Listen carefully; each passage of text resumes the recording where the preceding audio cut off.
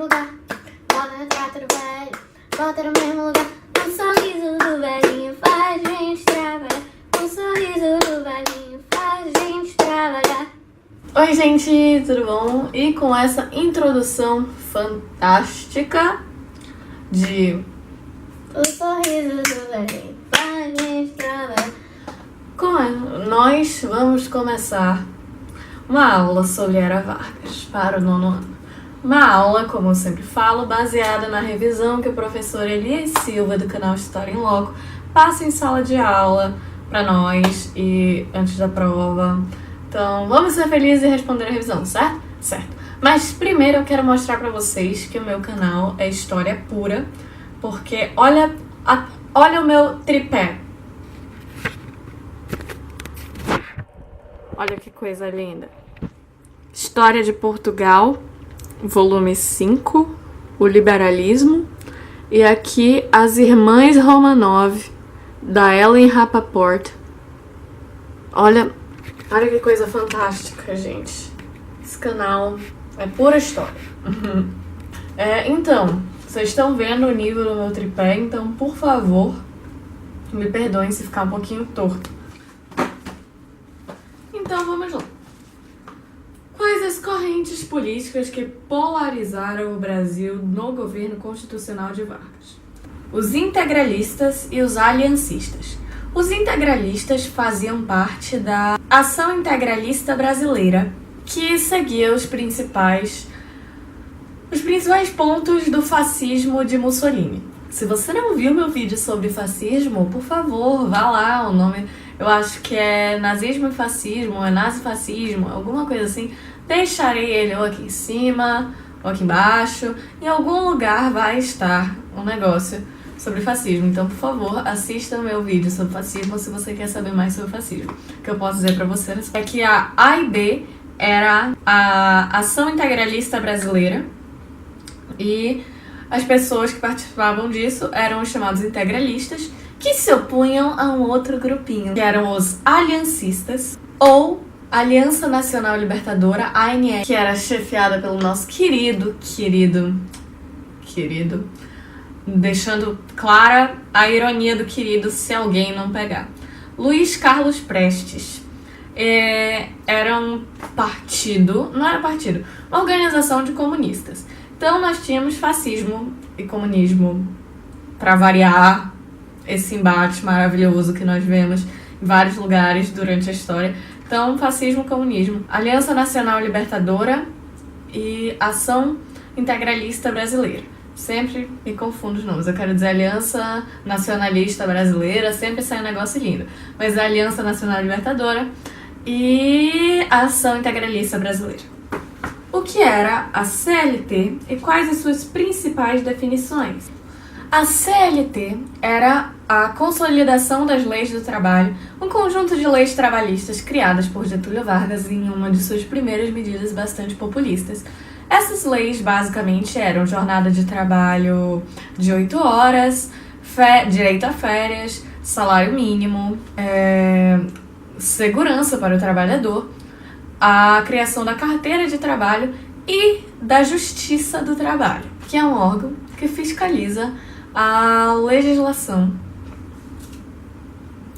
que fiscaliza o cumprimento da legislação trabalhista e tal. Quais eram os principais ideais da Ação Integralista Brasileira? Era basicamente um fascismo abrasileirado. Mais uma vez, assista meu vídeo sobre fascismo, por favor. Obrigada. A primeira era que o governo deveria ser dirigido, como nos países à moda socialista, por um líder autocrata, por um líder bastante autoritário e um líder único, homem. No caso, nesse contexto de Vargas, seria como se eles estivessem dizendo que Vargas tinha que ser, tipo assim, Mussolini, Hitler, Salazar, Franco, Vargas, era pra ser mais ou menos isso na cabeça deles. Aquele negócio de sempre, aquela ladainha de o predomínio dos interesses do povo, do país, do geralzão, em relação aos interesses do indivíduo, que eles deviam trabalhar para fazer um país forte, uma nação fortificada, o uso da violência para impor as suas ideias, especialmente com comunistas, e a censura, a não liberdade de imprensa, que isso era uma coisa muito usada nos meios fascistas e tal. Quais eram as principais ideias da Aliança Nacional Libertadora? Primeiro, eles eram os comunistas mesmo, sabe? Aquele pessoal ferrenho comunista. E eles defendiam um negócio que, sinceramente, eu não entendo qual foi como foi que eles conseguiram defender isso, mas eles diziam que o Brasil não tinha que pagar a dívida externa. Querido, é óbvio, o Brasil não tinha que ter contraído uma dívida externa para começar, né? Mas já que agora tá em dívida, a gente paga. Não é mais ou menos o óbvio? Tá. Além do não pagamento da dívida externa, a tão temida reforma agrária, tão polêmica reforma agrária, a nacionalização das empresas estrangeiras, ou seja, pega lá a empresa que era dos Estados Unidos, que era europeia, não, agora é nossa, agora é Brasil. O que tiver aqui é brasileiro. E a formação de um governo popular. Então vocês já viram, né? Comunismo ferrenho e fascismo ferrenho no Brasil. Pois é. As próximas duas perguntas podem ser usadas juntas, que é a 5 e a 6, que é pesquisa quando começou a licença paternidade e pesquisa quando começou o salário mínimo. As duas foram leis instituídas na CLT de Vargas. A CLT foi criada em 1943. Então, são as leis trabalhistas da era Vargas. 7ª. Qual a relação entre a participação do Brasil na Segunda Guerra Mundial e a queda de Vargas? O Brasil entrou na Segunda Guerra Mundial para combater as ditaduras fascistas de fora. As ditaduras fascistas da Itália, da Alemanha, de Portugal, da Espanha. Então, as pessoas, os críticos de Vargas aqui dentro, começaram a insuflar a população, fazendo com que as pessoas se perguntassem: se nós saímos para lutar contra as ditaduras lá fora, por que nós não lutamos a nossa ditadura? Porque nessa época eles estavam vivendo o Estado Novo, que foi a ditadura de Vargas. Sim, Getúlio Vargas governou em uma ditadura por muitos anos. Isso todo mundo sabe, eu acredito eu. E eles estavam durante essa ditadura, na Segunda Guerra Mundial, combatendo ditaduras do exterior. Então eles começaram a pensar: por que não combater a ditadura que nós temos internamente? Por que as dos outros e não as nossas? Entenderam? 8ª. Pesquise a relação da música Aquarela do Brasil com a proposta nacionalista de Vargas. A música Aquarela do Brasil é um samba. É bem brega, na verdade. Mas, enfim. Isso é uma opinião, no caso. Mas ela vai junto, ela combina com essa proposta nacionalista de Vargas porque ela exalta o país. Ela exalta as qualidades do país. Então, ela exalta as qualidades do país, como vocês viram pela letra, ela fica falando... o Brasil é uma terra linda, uma terra maravilhosa. E isso é muito de acordo com o nacionalismo, que é uma das principais características do fascismo, que é o tal do nacionalismo exacerbado, exagerado. Quais são as 3 fases da Era Vargas? A Era Vargas durou 15 anos, foi de 1930 a 1945. A primeira fase foi o governo provisório, de 30 a 34, em que Vargas entrou por meio de um golpe. Na segunda fase, foi o seu governo constitucional. Ele foi eleito por voto indireto de 34 a 38. Mas, em 37, Vargas não queria deixar o poder. Então, em 37, ele deu um golpe. E de 37 a 45, ele governou o Brasil como ditador. Depois disso, ele caiu e ele deu uma de Evita Peron. E sabe quando ela disse: eu voltarei e serei milhões? Pois é, ele disse que ia voltar nos braços do povo. Ele deu uma de Evita, realmente, mas não é isso que interessa. O que interessa é que foi o governo provisório o governo constitucional e o Estado Novo, que era a ditadura Vargas. 11. O que foi o queremismo? Eu pulei a 10 porque a 10 era sobre a Segunda Guerra Mundial. Então, 11. O que foi o queremismo? Queremismo foi um movimento da era Vargas, quando achavam que Getúlio Vargas ia sair do poder, quando ele estava prestes a cair, iniciou-se o queremismo, que foi um movimento insuflado por trás dos panos para as pessoas saírem às ruas e dizerem: queremos Vargas, não tirem Vargas, gostamos de Vargas, mantenham Vargas. Enfim, queremismo ficou conhecido assim porque era tipo: queremos Getúlio Vargas, queremos Getúlio do poder. Então, e vocês adivinham quem foi lutar no queremismo? Quem foi militar pelo queremismo? Nosso querido, nosso amado, deixando claro a ironia, assim, Luiz Carlos Prestes. Aí você vê o nível de hipocrisia do ser humano. Qual é a relação entre o queremismo e a forma como Vargas caiu em 45? Foi o seguinte: o queremismo acabou derrubando Vargas. Por quê? Porque com esse movimento do queremismo se fortalecendo, a oposição a Vargas começou a se assustar. Os militares deram um golpe em Vargas. Em 29 de outubro de 1945, tropas militares obrigaram Vargas a renunciar ao poder. Então, o fortalecimento do queremismo assustou a oposição e fez com que a oposição acelerasse a queda de Getúlio. Então foi uma tentativa, mas foi uma tentativa falha. Mas calma aí, Getúlio já ele volta. Qual era a saudação dos integralistas? Anauê. Anauê é uma palavra de origem tupi que significa você é meu irmão. E era assim que os integralistas essa se tornou a saudação oficial integralista. Então, para todos vocês, Anauê. 14. Como eram chamados os membros do integralismo no Brasil? Integralistas, é o mais fácil de lembrar, ou camisas verdes, porque é uma referência ao uniforme verde-oliva que eles usavam, que por sinal era lindo. Aquela, bem no assunto. Eles também podiam ser chamadas de galinhas verdes, quando de forma pejorativa pela oposição, pelas pessoas que não gostavam, zoando o camisas verdes. Pois é.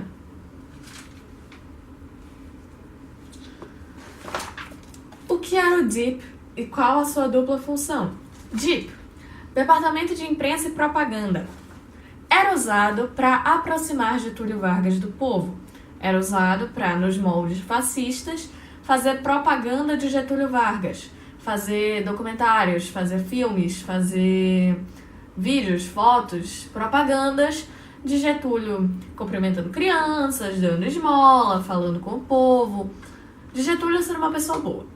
Mas, ao mesmo tempo, o DIP também era um órgão profundamente político no sentido de que ele tinha a obrigação de restringir o que saía na imprensa, de cortar matérias, de fechar jornais, de caçar licenças, de dizer quem podia publicar alguma coisa, quem não podia. Tudo isso para evitar que falassem mal do governo em público. Então, era a restrição da liberdade de imprensa. O DIP acabou se tornando um órgão que dizia o que pode sair a público e o que não pode, basicamente. Havia liberdade de expressão na era Vargas? A minha opinião sobre isso é um pouco mais complexa, mas se uma pergunta dessas cair em prova, você diz que não. Porque realmente havia censura de imprensa e isso já descaracteriza a liberdade de expressão, por exemplo. Mas eu acho que não era... Bom, não importa. O que importa é que aqui nós estamos vendo que, por causa do DIP e tudo mais, não havia liberdade de imprensa. Então, não tinha a liberdade de expressão. 17ª. A intentona comunista de 35 foi articulada pela ANL ou pela AIB. ANL, Aliança Nacional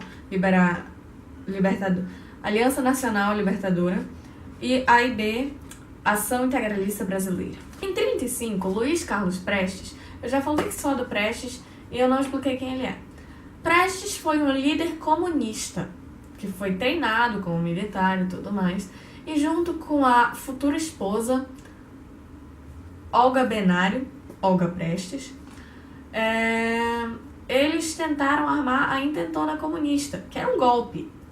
Era um levante comunista. Ele era o principal opositor de Vargas na época. Tem também o Lacerda, mas o Lacerda é jornalista, a gente fala do Lacerda mais tarde. Melhor, nessa revisão a gente não vai falar do Lacerda, mas algum dia eu trago aqui a questão do Lacerda, até porque na minha família tem um negócio engraçado, que eu sou completamente Vargas, e a minha avó cresceu numa família completamente Lacerda. Então, vocês já viram, né? Luiz Carlos Prestes lançou um manifesto querendo tirar Vargas do poder. Em troca disso, Vargas pegou e fechou a sede da ANL, que era, obviamente, a ANL foi quem organizou isso, porque a ANL é que era um negócio comunista. Mas enfim, fechou a sede da ANL e várias das unidades da ANL, quase todas. Sendo assim, alguns militares, que eram cabos, soldados, sargentos, enfim, oficiais, sem esperar as ordens de Prestes, foram lá e começaram um levante, conhecido como Intentona Comunista. Isso aconteceu no Rio Grande do Norte, em Natal. Logo depois, vieram levantes em Recife e no Rio de Janeiro. Mas é aquela situação. Natal! É! Aí vem Recife. Recife! É! Aí vem Rio de Janeiro. É! E o resto do país? Vocês entenderam o nível? Pois é. Então foi fácil, até que foi fácil deterem essa intentona. E Vargas prendeu todo mundo. Resumo básico. Prendeu gente que simpatizava com a ANL, sendo comunista, não sendo comunista, mas todos os simpatizantes presos. As cadeias ficaram lotadas e dentre os presos, Olga Benário. Isso, inclusive, gerou uma grande polêmica, porque nós estávamos num momento da política mundial em que o fascismo estava começando a crescer. 35. A Primeira Guerra começou em 40. Então, prenderam Olga Benário. E Olga Benário era alemã. Até aí tudo bem. Uma raciocina. Tinha uma lei no Brasil que permitia a deportação de gente que não era daqui, que tinha sido preso, alguma coisa, para responder pelos seus crimes nas leis de seu país. Vargas descobriu que Olga Benário era judia, era alemã e tinha sido presa na Alemanha, era fugitiva da Alemanha e era comunista. Era só o que ele queria para mandar essa mulher lá para a Alemanha de volta, onde o nazismo já estava. Ou seja, e era só o que os nazistas queriam para mandar matar essa mulher. Não é verdade? Verdade. Só que a mulher estava grávida de Prestes. Eu, sinceramente, estou de completo acordo com Vargas. Mas eu tenho certeza que eu vou ser apedrejada por causa disso. Então, vamos só continuar com os fatos, sem opiniões pessoais. Ela foi deportada para a Alemanha. E o governo alemão salvou a vida da criança. O governo alemão deixou que ela tivesse a filha e amamentasse a menina para depois ela ser enviada para um campo de concentração, onde ela morreu. A menina, que foi uma menina, está viva até hoje, é uma professora aposentada, se não me engano, se chama Anita, eu esqueci o resto do nome, é Anita Prestes, mas é Anita Leopoldina, é alguma coisa assim, que é o nome da avó da menina, Prestes, e ela é professora de história. Olha que legal, imagina uma aula sobre Era Vargas com esta mulher. Mas, tudo bem. Então, né, Olga foi enviada para um campo de concentração. Mas a questão é a seguinte, teve essa intentona, que era comunista, e foi pela ANL que começou. O que foi o Plano Cohen? Plano Cohen, ou Plano Cohen, foi um plano que foi anunciado na Voz do Brasil, antes do Estado Novo, logo antes de Vargas fazer uma ditadura, começar uma ditadura, em 37. A Voz do Brasil, quer dizer, a Hora do Brasil. A Voz do Brasil é a versão moderna da Hora do Brasil. A Hora do Brasil foi um programa de rádio criado por Vargas para que ele pudesse se comunicar com a população através do rádio. Todo mundo ouvia a Hora do Brasil. Depois virou a Voz do Brasil. Vargas anunciou na Voz do Brasil, em 37, que os comunistas estavam planejando o assassinato do presidente, vários incêndios, greves, incêndios em igrejas, e ele usou isso como pretexto para desfechar um golpe e finalmente atingir a ditadura, que era o que ele queria. E foi assim o início do Estado Novo. Só tem um detalhe: o plano Cohen era falso. Ele inventou para ter um pretexto para começar o Estado Novo. Era falso. Então, não existiu realmente e tudo mais, mas serviu para os propósitos dele.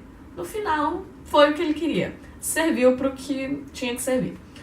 Então, é basicamente um plano falso divulgado por Getúlio Vargas na Hora do Brasil, em que ele disse que os comunistas iam tentar matar ele e criar uma anarquia na cidade, incendiar igrejas, fazer greves, e que serviu de pretexto para o golpe do Estado Novo, que foi de 37 a 45. Nem foi tão longo assim, vai. 19. A intentona comunista conquistou apoio popular. É como eu já disse, né? Não o suficiente para dar certo. Foi assim, teve um levante entre sargentos em Natal. Aí teve outro entre oficiais de Rio de Janeiro. Outro entre soldados de Recife. E o resto do Brasil, cadê? Não foi suficiente para se segurar. Tanto que foi facilmente reprimido, foi rapidamente reprimido. Então não teve apoio popular suficiente para conseguir ser algo sério. Quando foi conquistado o voto feminino no Brasil? 24 de fevereiro de 1932, depois de uma grande polêmica sobre isso, né? Getúlio Vargas concedeu o voto feminino em 24 de fevereiro de 1932. Não farei mais comentários antes que eu me enrole e seja mais apedrejada do que eu já estou sendo. 21. Em que momento Luiz Carlos Prestes deu apoio a Vargas? Como eu já falei, Luiz Carlos Prestes sempre foi o principal inimigo de Vargas. Ele passou anos na prisão por causa de Vargas. A mulher dele foi morta por causa de Vargas. Não pôde criar a filha por causa de Vargas. Então, é óbvio, ele tinha um ódio ferrenho de Getúlio Vargas. Mas num nível assim, também qualquer um, né? Isso daí não tem como negar. Qualquer pessoa teria essa raiva, porque ele passou anos apodrecendo na prisão por causa do Getúlio. Então, mas ele fez por merecer, mas aí já é outra coisa, né? Enfim. Mas mesmo assim, a hipocrisia era tanta que ele saiu na rua durante o queremismo pra ir lá e dizer: queremos Vargas. Todo mundo começou a achar isso estranho. Mas ele percebeu que a situação política do país estava instável. E que, naquele momento, era melhor o Vargas no poder. Porque se tirassem, ia ferrar tudo. Então, naquele momento, ele apoiou Vargas porque ele achou que era o melhor para o país, que seria depois mais fácil desfechar um golpe comunista. Então, sim, ele foi na rua apoiar Vargas. Ele subiu em palanque para dizer que era para votar em Vargas. Ele foi lá dizer: queremos Vargas, durante o queremismo, que foi pouco antes da primeira que era de Vargas, em 45. Então, vocês já viram o nível de hipocrisia da pessoa. É que nem o Lula, né? Que é igualzinho o Lula. A minha vai lá, sobe em palanque no dia do enterro da mulher para dizer que a mulher morreu triste porque tinha sido acusada. E na primeira oportunidade, ele pega e diz que não foi ele, não tinha nada a ver com nada e que era a mulher dele que estava organizando tudo. E não é exatamente a mesma coisa? Pois é. Que era a política nacionalista de Vargas. A política nacionalista de Vargas foi basicamente Aquele negócio do nacionalismo exacerbado. Exalte o país. Não deixar nada que criticasse o país ser veiculado. Não deixar nada, entenderam? Tipo assim, é um nacionalismo fascista, aquilo mesmo. O Brasil tem que ser o melhor país do mundo. O Brasil tem que ser uma potência de primeiro mundo. Esse é o nacionalismo de Getúlio Vargas. É a política nacionalista, como em qualquer outro país. Então, foram essas as perguntas sobre a Era Vargas. Foi pouca coisa. Agora, foi pouca coisa, mas eu acho que foram essas as perguntas da revisão, então eu acho que isso é o mais importante. Mas eu não acho que seja suficiente, então eu vou dar mais uma lida aqui pra vocês sobre esquemas que eu fiz. Eu tô aqui com um livro aqui do meu lado, então eu vou mostrar pra vocês um pouco mais numa aula mais expositiva agora. Só um resumão, assim, é basicão mesmo, tá? Como vocês sabem, Vargas subiu ao poder em 1930 por meio de um golpe. Nos seus primeiros anos de governo, Vargas foi chefe de um governo provisório. Logo depois, quando ia acontecer uma eleição indireta para presidente, Vargas foi eleito, por via indireta, presidente do Brasil e teve um governo constitucional que durou até 1937, quando ele deu o golpe do Estado Novo e se tornou um ditador no Brasil. As políticas dele se assemelham bastante ao fascismo, que tem a questão do nacionalismo. Ele apoiou um pouco indiretamente, mas apoiou a Ação Integralista Brasileira, que era praticamente o partido fascista do Brasil. Ele era completamente contra os comunistas, então foi bastante fascista o estilo de governo dele. Mas ele também fez muitas coisas boas. Ele criou a Justiça do Trabalho. Os direitos trabalhistas que hoje estão reunidos na CLT e que Temer está tentando mudar um pouco a situação, mas se não fosse, claro, as mudanças que eles fizeram hoje em dia já são obsoletas, mas para a época foi bastante progressista. Ele instituiu o voto secreto, ele instituiu o voto feminino, criou a Justiça Eleitoral e a Justiça do Trabalho, o ensino primário gratuito de frequência obrigatória, a nacionalização progressiva de minas, jazidas, quedas d'água, as coisas que fossem consideradas essenciais para o nosso país. E, dentre os direitos trabalhistas, a jornada de trabalho de 8 horas, o salário mínimo, a carteira assinada, estabilidade à gestante, indenização por demissão sem justa causa, férias remuneradas anuais e proteção ao trabalho da mulher e do menor. Duas forças no meio do governo Vargas se opunham uma à outra, que eram os integralistas e os aliancistas. Os integralistas sendo um partido praticamente fascista e os aliancistas sendo um partido comunista. Os integralistas eram comandados por Plínio Salgado, que era um escritor, e os aliancistas por Luiz Carlos Prestes. Em 1935, houve a intentona comunista, onde várias pessoas foram presos políticos, apesar de eu não confiar muito nessa expressão. Porque se você lê qualquer livro de respeito sobre Maria Antonieta, sobre Luís XVI, sobre França, sobre Revolução Francesa, você sabe que sempre tem escrito em algum lugar que eram presos políticos que estavam na Bastilha quando a Bastilha caiu, mas não eram. Na verdade, todos eles tinham uma condenação justa e dos 7 prisioneiros, nenhum era preso político. Então eu não confio muito nesse negócio, mas aqui eu também não duvido que sejam presos políticos. Apesar de que eu também acho que sejam presos por insubordinação, já que eram militares, presos por anarquia. Não duvido nada que essa coisa política seja mais... Dentre esses presos, Olga Benário, que foi uma das principais polêmicas do governo de Vargas, como eu já expliquei, que foi a morte dessa mulher. Até hoje se atribui a Vargas, mas ele tinha respaldo na lei. Ela tinha feito besteira e ela merecia ser presa. Se ela merecia ser morta ou não, isso já não é mais comigo. E isso também já não é com Vargas, porque ele mandou ela para a Alemanha, que era como a lei respaldava, dizendo que ele podia deportar a mulher se ele quisesse. E ele queria deportar a mulher. A mulher fez por merecer a deportação e a mulher foi deportada, como a Constituição diz que deve ser. Ele mandou ela pra lá e o que aconteceu com ela depois foi de responsabilidade completamente alemã. E o Getúlio não teve nada a ver com isso. Porque o Getúlio não manda na Alemanha, meus queridos. Então, se a mulher foi mandada para um campo de concentração, não foi o Getúlio que colocou ela lá. E se o povo dela se vira contra ela, se o Brasil se vira contra ela, boa coisa ela não fez. Vocês não concordam? Vocês não concordam que alguma coisa de errado ela fez para ser deportada? Sim, ela fez e vocês têm que aceitar isso de uma vez por todas. Ela não é uma mártir. Ela é uma criminosa que sofreu uma condenação. Sendo justa ou não, aí já não é da nossa alçada. Ok? Ok. Em 1937, usando o Plano Cohen ou Plano Cohen como pretexto, Getúlio Vargas desfechou um golpe de Estado, criando assim o Estado Novo, sua ditadura, que foi de 37 para 38, que já foi no final de 37, até 45.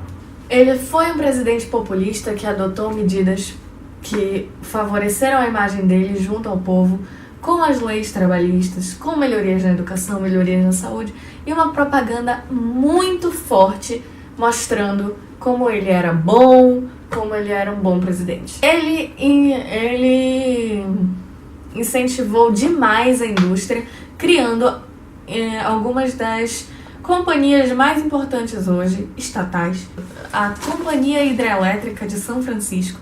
Hoje eu acredito que ela tenha sido privatizada, mas eu não tenho certeza. A Companhia Vale do Rio Doce, que se não me engano também foi privatizada. E a Companhia Siderúrgica Nacional, se não me engano, foi privatizada também, não tenho certeza. E é claro, a nossa querida Petrobras, um dos maiores legados de Vargas, que os 13 anos de PT conseguiram afundar, né? Mas a gente caiu mais fundo do que os poços de petróleo, mas na época foi a glória de Getúlio Vargas, mais que merecido, por favor. Ele começou a ser conhecido como pai dos trabalhadores e pai do povo, porque ele adotou essa política populista, ele melhorou a vida de muita gente. A verdade é essa, vamos ser francos. Getúlio Vargas fez muito pela população. Quer isso tenha sido pela população ou por ele mesmo, pela imagem dele, que ele fez muita coisa pela população, ele fez muita coisa pela população. Tanto que ele voltou nos braços do povo, como ele disse, alguns anos depois de sua queda. Vamos encerrar esse vídeo por aqui e assistam meus outros vídeos. Possivelmente eu já vou ter postado o vídeo sobre a Segunda Guerra Mundial, assistam meu vídeo sobre a Primeira Guerra Mundial, meu vídeo sobre Revolução Russa, meu vídeo sobre República Velha, sobre revoltas da República Velha, sobre nazismo, sobre fascismo e sobre Grande Depressão. Deixem um like, um comentário, se inscrevam no meu canal, por favor, porque eu estou tentando ajudar vocês com a prova, então eu mereço, não mereço? Mereço. E lembrem-se, eu voltarei e serei milhões.